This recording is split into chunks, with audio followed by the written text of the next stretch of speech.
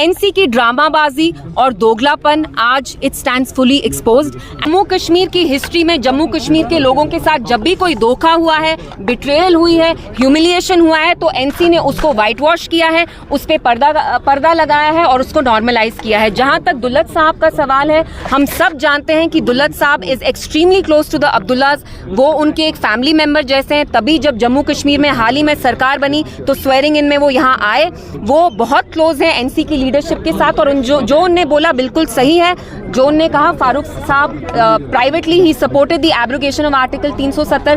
तभी वो पार्लियामेंट में नहीं गए क्योंकि उनको पता था एज एमपी अगर वो पार्लियामेंट में जाएंगे तो कहीं ना कहीं उनको 370 के बारे में बात करनी पड़ेगी and he did not want to talk about it. तो हम देख रहे हैं कैसे आज भी NC is toeing BJP's line. BJP यहाँ स्टेटहुड के बारे में बात करती है, 370 के बारे में बात नहीं करती। एनसी भी वही कर रही है। बीजेपी के एमएलए ने भी वक्फ के अगेंस्ट बात नहीं की। एनसी के एमएलए छोड़िए, चीफ मिनिस्टर साहब तक ने रेजोल्यूशन नहीं लाई असेंबली में। सो वी ऑल नो कि बीजेपी के हाथ में एनसी अभी एक कठपुतली की तरह है। जो बीजेपी उनको बोल रहा है एनसी वही कर रही है। जम्मू कश्मीर की आवाम ने जिस वजह से इनको एक भारी अक्सरियत से यहाँ लाया, 50 एमएलए आए एनसी के।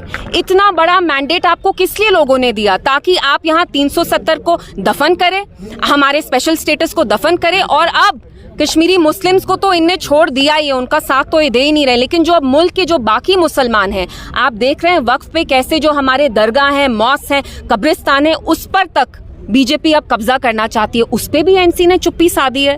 तो you are letting down Kashmiri Muslims, of course you are, but now even Indian Muslims you have been a terrible failure because as the chief minister of the only Muslim majority state it was Omar Sahab's responsibility to introduce a resolution against the Waqf bill. उन 3 दिनों उन्होंने क्या किया? Assembly जानबूझ के नहीं आए और ट्यूलिप गार्डन में वो रिजू जी जिस मिनिस्टर ने इस बिल को लाया उनके साथ वो दिखे। As a two-time chief minister, is he not aware that an adjournment motion cannot be brought by the ruling party MLAs? It can only be brought by the MLAs of the opposition party. And if his MLAs were so interested, जब हमने एक no confidence motion लाया against the speaker, तो उन्हें क्यों नहीं support किया? तो एनसी की ड्रामाबाजी और दोगलापन आज it stands fully exposed. And यहाँ की जो अवाम है वो सब कुछ समझ चुके हैं। And despite the fact कि PDP के बस 3 MLA हैं, हमारे 3 MLA वो काम कर रहे हैं जो एनसी के 50 एमएलए नहीं करना चाहते।